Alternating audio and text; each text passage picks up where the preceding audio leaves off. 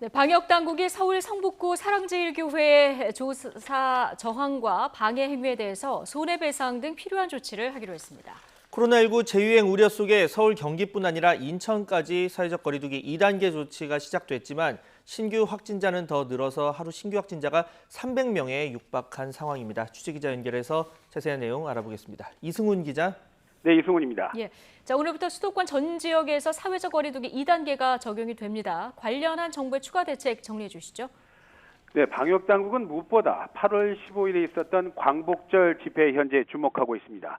집회 참석자 가운데 확진자가 계속 나오고 있는 만큼 이른바 집회발 집단 감염이 코로나19 재유행으로 이어질 수 있다고 보고 있는 겁니다. 이에 따라서 이태원발 집단 감염 때의 경험을 살려서 감염 조기 진화에 총력을 모으기로 했습니다. 또 사랑제일교회가 방역수칙을 지키지 않았고 역학조사에 저항하거나 방해한 행위가 확인된 만큼 이에 대한 책임을 묻기로 했습니다. 서울시와 검찰, 경찰과 협력해서 손해배상 등 필요한 조치를 하겠다는 겁니다. 이와 함께 유통물류시설에 대한 방역수칙 준수 여부 등 특별 지도 점검도 진행하기로 했습니다. 유통물류시설은 고위험 시설이 아니기 때문에 이번 2단계 거리두기 대상에선 제외된 상황입니다. 네, 확진자 추이도 보겠습니다. 어제 하루 코로나19 신규 확진자 300명 가까이 늘었죠. 네, 하루 신규 확진자는 모두 297명입니다. 전날 246명이었으니까 하루 사이에 50명 넘게 늘어난 겁니다. 이에 따라서 코로나19 누적 환자 모두 16,058명이 됐습니다. 수도권 신규 환자만 252명입니다.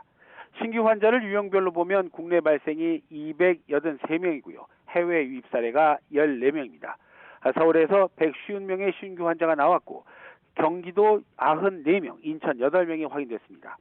또 부산에서 9명, 대구 2명, 광주 4명, 세종 1명, 강원 5명, 충북 1명, 충남 3명, 또 전북 1명, 전남 2명, 그리고 경북에서 3명이 확인됐습니다.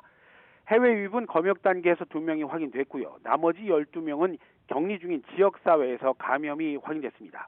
추가 사망자는 없었습니다. 다만 완치 후에 72명이 격리 해제됐지만 격리 중인 환자만 이제 1,746명으로 크게 늘어난 상황입니다. 또 이 가운데 위중 환자, 중증 환자는 12명으로 함께 늘어나고 있습니다.